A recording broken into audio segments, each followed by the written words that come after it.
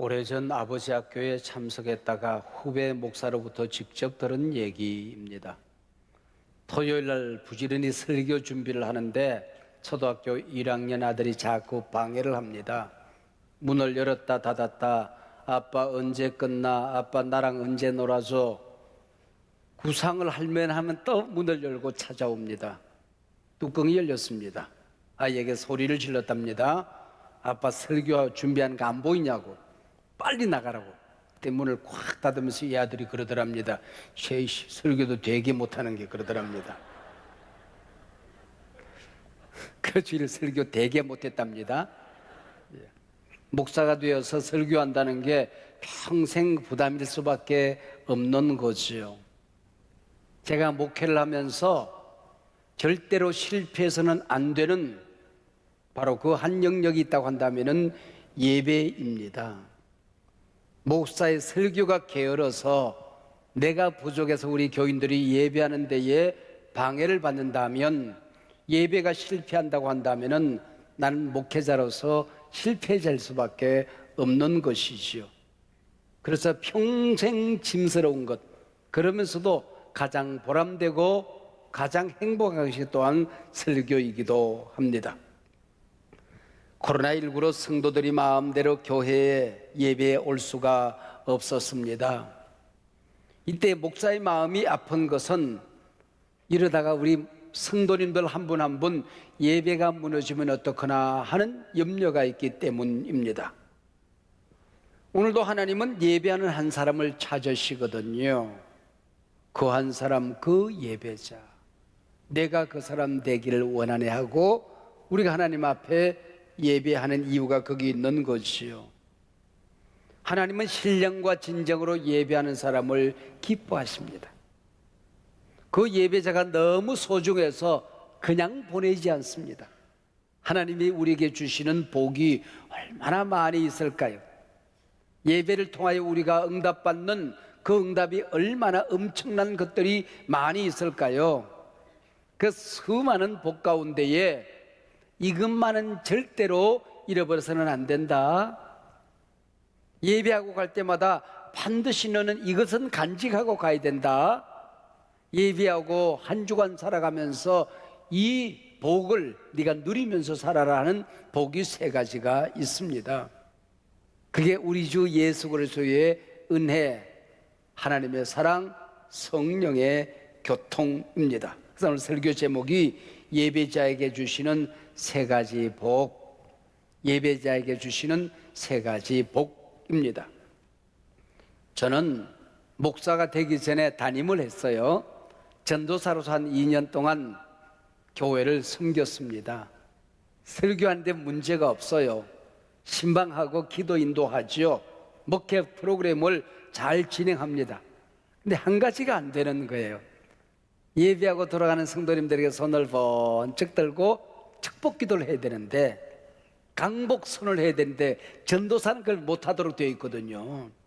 그 시간이 되면은 빨리 목사 안수를 받아서 손들어서 축도하고 싶은, 강복선을 하고 싶은 그 마음에 손이 자꾸 올라가요. 그래서 저는 이렇게 전도사로서 목회 3년쯤 하면은 겨드랑이 밑에 날개가 나겠다 그 생각이 들더라고요. 하도 간지러워서, 손들고 싶어서. 우리 주 예수 그리스도의 은혜와 하나님의 사랑과 성령의 교통하심이 너희 무리와 함께, 고린도후서 13장 13절, 이 축도가, 강복선언이 그렇게 만만하거나 간단한 것이 아니라고 하는 것입니다. 물론 우리 교단에서는 축도할 때 그 마침 문장이 조금 달라요. 축원하옵나이다 그렇게 되어 있어요. 그래서 연합 모임에 가면은 통합청 목사님들은 성경대로 축도를 하지 않는다 그래서 비판을 많이 합니다. 실상은 성경 원문에 마침 문장, 동사가 없어요. 정확하게 번역을 하면 주 예수 그리스도의 은혜와 하나님의 사랑과 성령의 교통하심이 너희 무리와 함께 끝. 마침 문장이 없습니다. 이게 강복선언 축도입니다. 천주교에서는 그렇게 하잖아요. 하나님은 예배하고 돌아가는 자녀들이 너무 이뻐서 세 가지 복을 주시는데, 그게 바로 예수님의 은혜와 하나님의 사랑과 성령의 교통이라고 하는 것입니다. 예배하고 나아갈 때 이것만은 가지고 가야 된다. 이것 놓쳐서는 안 된다. 이거 잃어버려서는 안 된다. 이거 무너져서는 안 된다. 이것 없이 네가 세상에 살 수 없다 하는 게 바로 세 가지 복이라고 하는 것이지요. 매주 이 복을 우리가 확인하고 간직하고 나아가는 겁니다. 성탄절 예배에 아무개 권사님의 남편이 교회에 왔습니다. 교인들이 예배하고 돌아가는데 목사님이 배웅을 하다 보니까 교회 잘 안 나오는 아무개 권사님 남편이 그 예배에 왔거든요. 너무 반가워서 손을 잡고 새해에는 좀 규칙적으로 정기적으로 교회에서 뵙기를 원합니다. 예배에 꼭 규칙적으로 나오십시오. 그랬더니 이 남편이 그러더니 목사님, 저는 평생 정기적으로 규칙적으로 예배 참석합니다. 평생 성탄절 예배에 제가 참석해 왔습니다. 그러더랍니다. 여러분, 식사는 매 끼 먹어야 되잖아요. 잠은 매일 자야 되잖아요.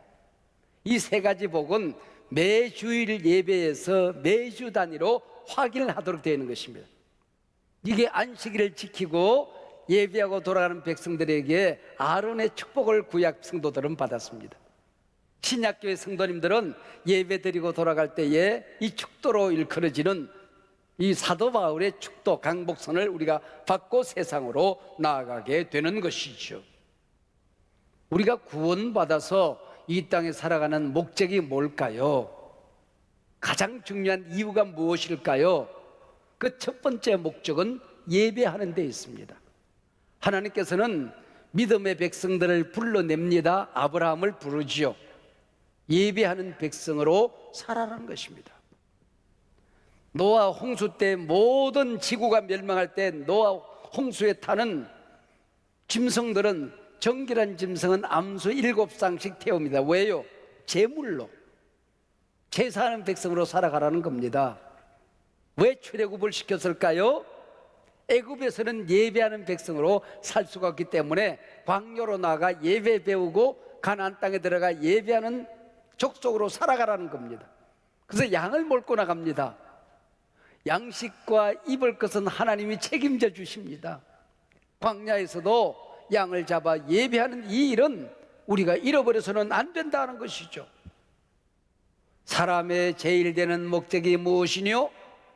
영원토록 하나님을 영원롭게 하는 것입니다. 예배하는 것입니다. 구원받은 이유가 예배 잘하면서 살라고 하는 것이죠.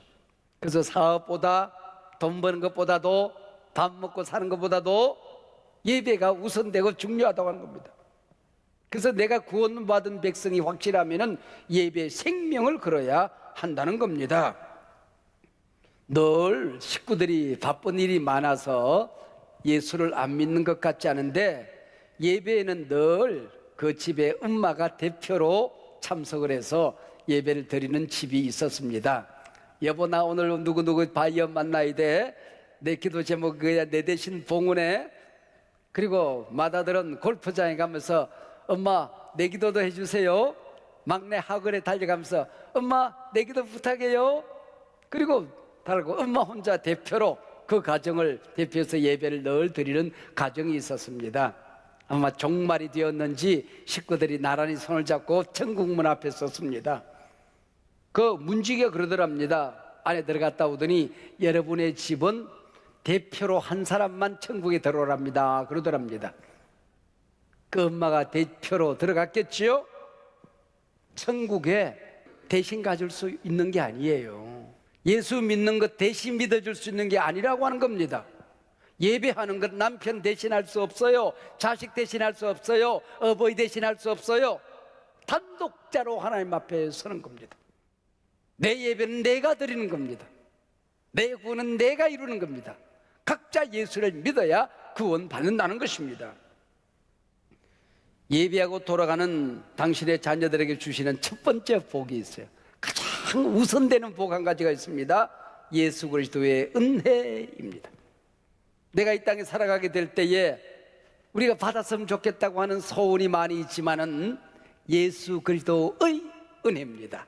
방점이 예수 그리스도에게 있는 겁니다.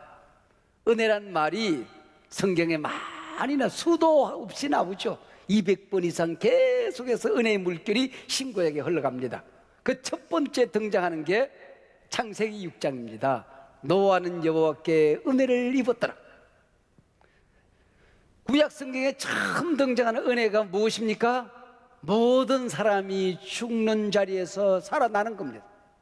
노아의 가족만 살아남는 것, 이게 은혜입니다.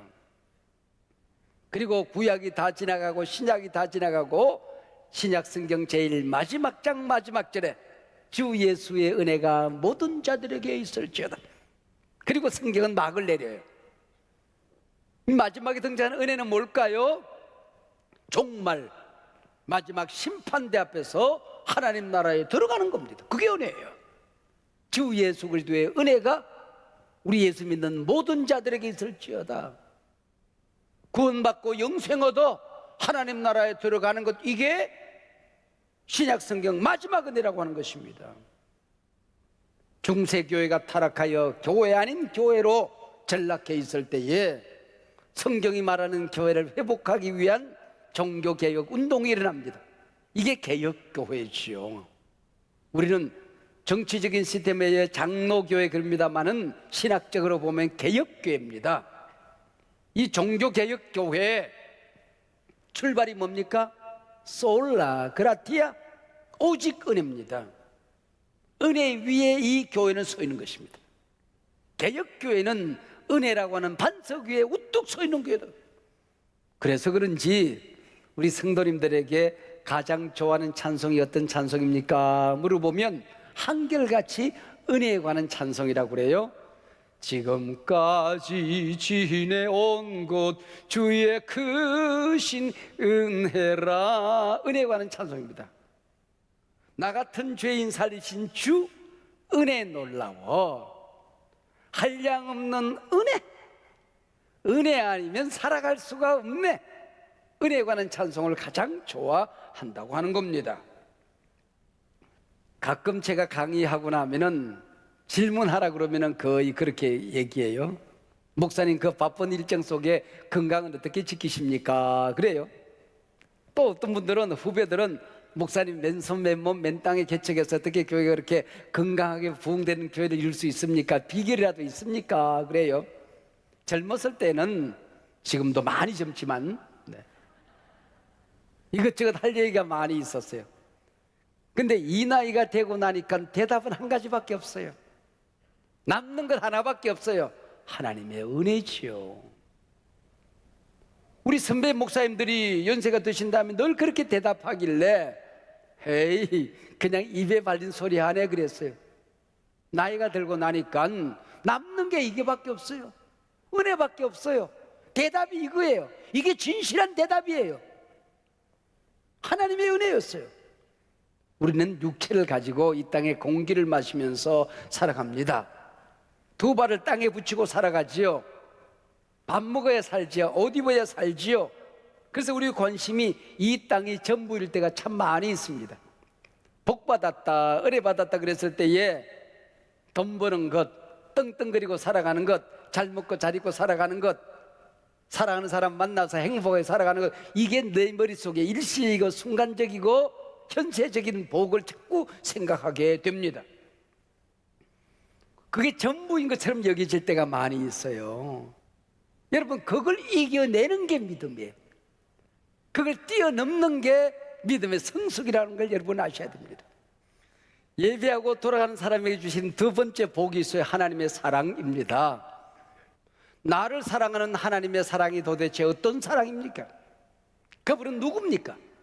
우주 만물을 만든 분입니다. 천지를 창조하고 역사를 운행하시다가 이 땅에, 대한민국이라는 땅에 20세기에 태어나서 21세기를 살아가도록 우리를 이 땅에 보내주신 분, 하늘과 땅의 왕, 금생과 내생의 왕이 되신 분이 하나님 아닙니까? 나는 도대체 어떤 존재입니까?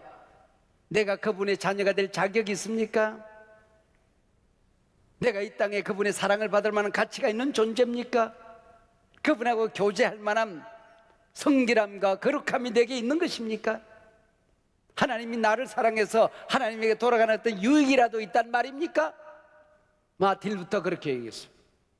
내가 하나님이라면은 사람들을 보니 그 악함이 너무 지긋지긋해서 하늘에 불비를 내려서 벼락을 내리셔서 지구를 멸망시켰을 것이다. 그렇게 이루면서요.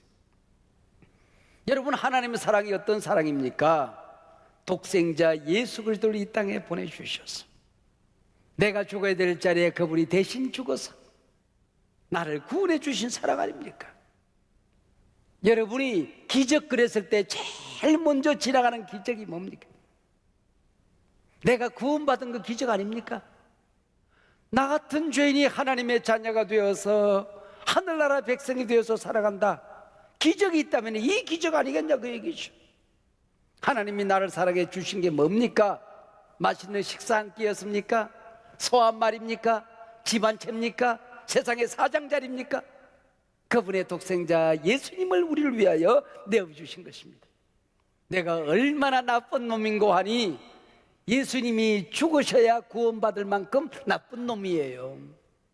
얼마만큼 소중한 존재입니까? 하나님의 외아들이 죽어서라도 나를 살려야 될 만큼 나는 소중한 존재라고 하는 것입니다. 이게 바로 예수님을 보내주신 하나님의 사랑이라고 하는 것이죠. 성경이 말하는 사랑 그랬을 때에 사랑이 뭘까 그랬을 때에 모든 세상의 노래는 사랑이 주제 아닙니까? 그래서 사랑에 관한 정의가 아마 이 세상에 정의가 제일 많은 게 있다고 한다면 아마 사랑일 겁니다. 근데 성경이 말하는 사랑이 뭘까요? 사랑은 나를 죽여 상대를 살리는 게 사랑이에요. 성경이 말하는 사랑은 이게 희생이죠. 그랬을 때에 우리 마누라는 왜 요즘 희생을 안 할까? 그러면 이미 사랑을 모르는 거예요. 상대에게 기대하는 것 말고 요구하는 것 말고 내가 뭘 줄까 그랬을 때에 나를 희생하는 거, 피 흘리는 거, 손해보는 거, 이게 사랑이라고 하는 것이죠. 사랑은 함께 있어줄 가치가 없는 사람과 함께 있어주는 게 사랑이라고 하는 것이죠. 그래서 하나님께서 인간의 몸을 입고 이 땅에 오셨어요. 그 임마누엘이에요. 임마누엘이 무슨 뜻입니까? 하나님이 우리와 함께, 그래서 그게 바로 사랑이라고 하는 것이죠. 근데 사랑장에 보니까 사랑은, 그리고 많은 설명을 하는데, 사랑은 내 몸을 불사르게 내어줄지라도 사랑이 없으면 아무것도 아니라. 희생이 사랑이라고 그랬는데,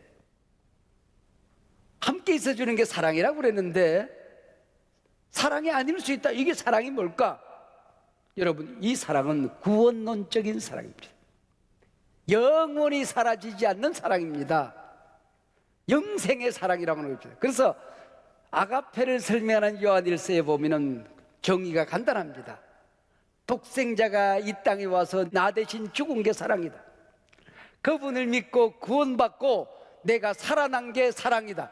그래서 살리려 하십니다.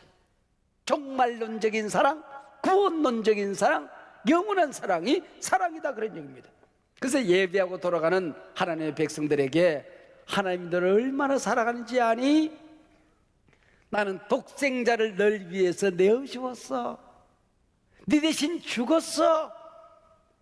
그만큼 너는 내게 소중한 존재들이야.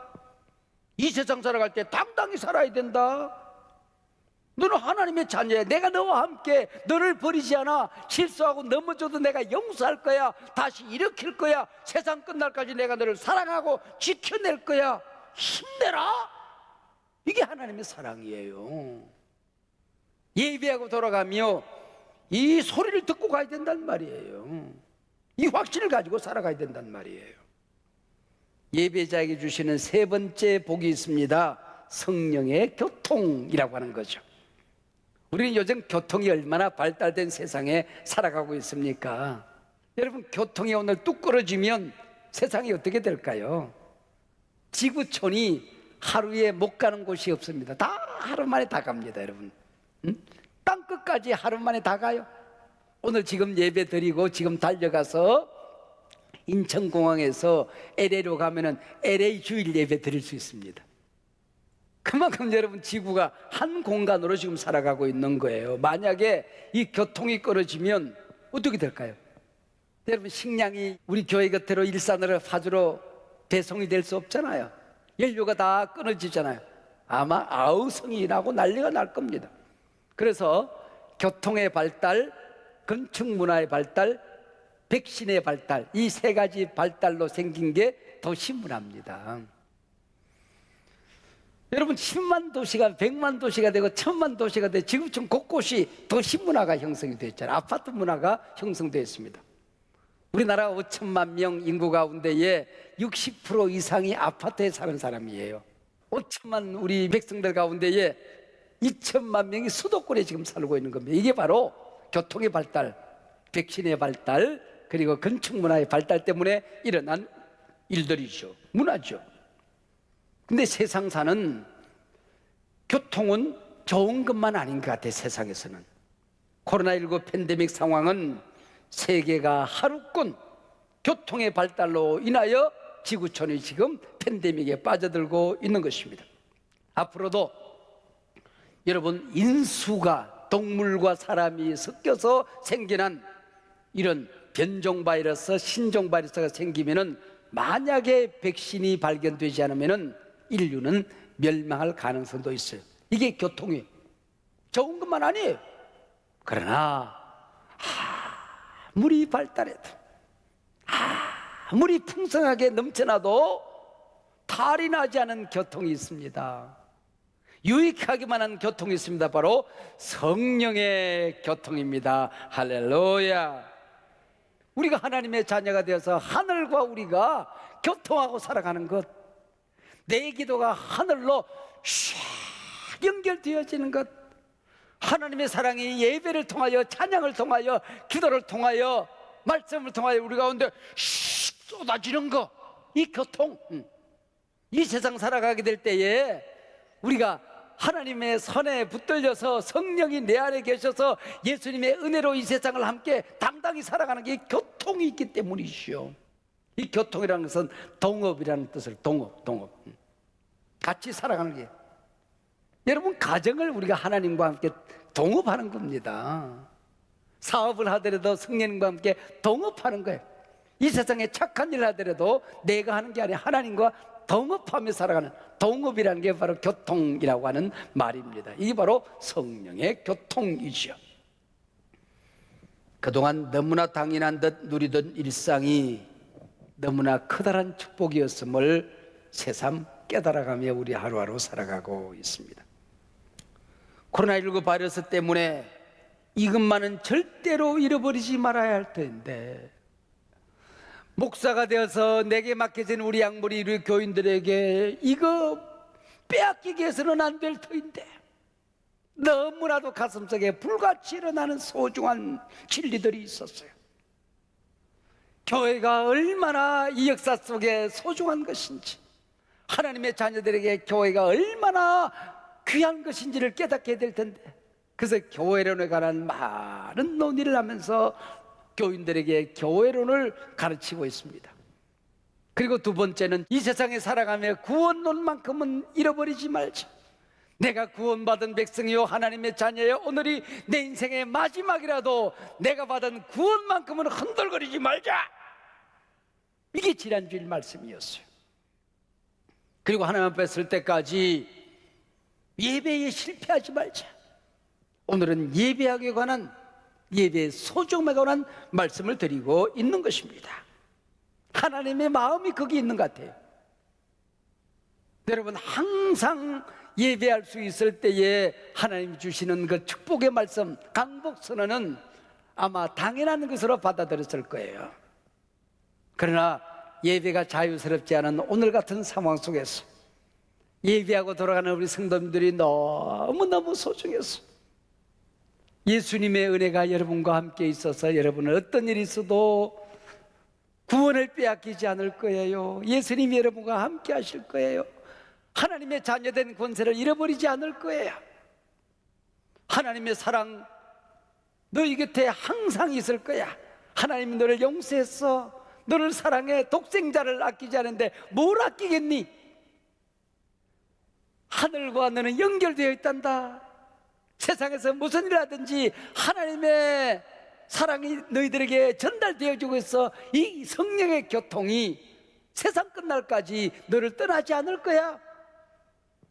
예배하고 돌아갈 때 이걸 꽉 붙들고 가야 된단 말이에요. 어릴 때부터 저는 교회를 다녔습니다. 위기의 순간순간이 참 많이 있었습니다. 제가 대학에 입학하려고 우리 어머님이 행상을 해서 등록금을 모아놨는데 이제 내 이름 서울에 가서 등록을 해야 되는데 도둑님께서 가지고 가셨어요. 베개 속에 그걸 넣었는데 기가 막히게 그 돈 들은 베개를 가지고 도망가 버렸어요. 그래서 내가 하나님이 살아계시다면 이럴 수가 있나 하는 생각이 들기도 하고, 뭐 얼마나 어려운 일들이 청소년 시절에 있었는지 그때마다 내 신앙이 방황할 때가 있었어요. 근데 우리 어머님이 저를 교육할 때 한 가지만큼은 절대로 빼앗기지 않은 것이 있습니다. 주일날 예배 드린 일입니다. 읍내 와서 유학을 하다가 반드시 주일날은 시골 교회 가서 예배를 드리도록, 그게 없으면은 어머님한테 혼이 나고 평생을 그러고 살았어요. 우리 어머님이 믿었던 거 한 가지가 있었던 것 같아. 언젠가는 내가 이 자식 곁을 떠날 텐데, 이 자식이 혼자 살아갈 텐데, 아무리 어려운 일이 있어도, 아무리 힘든 일이 있어도, 아무리 믿음이 흔들거리고 방황해도 주일날 예배 드리면 이 자식은 산다. 하나님 앞에 그걸 믿었던 것 같아요. 그래서 그랬는지 모르지만은 목사가 되기로 할 때도 있었지만은 목사가 가장 싫을 때도 저한테는 있었어요. 다른 거 다 해도 목사는 안 된다고 할 때도 있었어요. 그러나 그런 위기와 그런 온갖 방황 속에서 예수 믿고 지금까지 주일 예배를 지킨 것 같아요. 야, 이거는 그냥 되는 게, 이게 하나님의 은혜였던 거예요. 이게 하나님. 군대 생활할 때는 주일을 못 지킬 수 있는 상황이 많이 있을 겁니다. 온갖 일들이 많이 있잖아요. 제가 군대 생활할 때 이웅평이라는 북한의 공군 장교가 비행기를 몰고 내려왔어요. 전시 상황이에요. 전 상황. 근데도 주일 예배 드리고 저는 군대 갔어요. 군대 들어갔어요. 여러분, 이런 상황 속에서 하나님이 예배할 수 지켜주셨던 거예요. 우리 어머님은 말씀으로만 그렇게 한 것이 아니고 친히 본을 보이셨어요. 췌장암이 걸리시고 우리 어머니 치매가 왔다 갔다 합니다. 의식이 왔다 갔다 합니다. 그런데 월요일부터 금요일까지는 치매 의식이 뚜렷해요. 토요일이 되면 정신이 온전합니다. 전화번호까지 다 기억이 나요. 그리고 주일 예배를 드리시는 거야. 그리고 병원에 계시는데 토요일날 또 정신이 번쩍 들어오시는 거야. 주일 되니까 예배 가자. 그리고 휠체어를 타고 예배 오셔서 2줄 제일 마지막 자리에 우리 어머님이 앉으셨습니다. 설교를 듣는데 그날따라 편찮으신 분이 꼿꼿하게 앉아 계시더라고요. 그리고 눈이 튀어나올 것처럼 아들이 설교하는 걸 쳐다보겠어요. 꼿꼿하게 쳐다보겠어요. 그리고 제가 설교를 마쳤어요. 제가 이제 설교 후에 기도하지 않습니까? 기도하고 눈을 떠보니까 어머님이 없어요. 옆으로 콕콕라친 겁니다. 이미 누군가 얻고 나간 거예요. 그때 병원으로 달려간 겁니다. 그게 내 어머니의 마지막이에요. 그리고 하루 이틀 그냥 의식이 없이 계시다가 이제 임종을 하셨는데, 별세하셨는데, 내 어머니가 내게 가르친 게 입으로만 가르치신 게 아니잖아요. 마지막 나는 하나님 앞에 설 때까지 다른 거 하나도 나는 원하는 거 없다. 하나님 앞에 가서 예배하다가 죽고 싶다. 제 소원이 있다고 한다면 마지막 강단 위에서 설교하다가 마지막 설교하고 꼬부라져 죽을 수 있다고 한다면 내 어머니의 아들로서 살아감에 모자람이 없을 것 같아요. 여러분, 그게 목사의 소원이 아니겠습니까, 여러분? 우리가 하나님 앞에 설 때까지 다른 거 다 실패할 수 있지만은 이것만큼 실패하지 말자. 그리고 예배하는 자에게 주시는 하나님의 복이 있어요. 주 예수 그리스도의 은혜와 하나님의 사랑과 성령의 교통하심이 여러분 한 분 한 분에게 세상 끝날까지 있을지어다.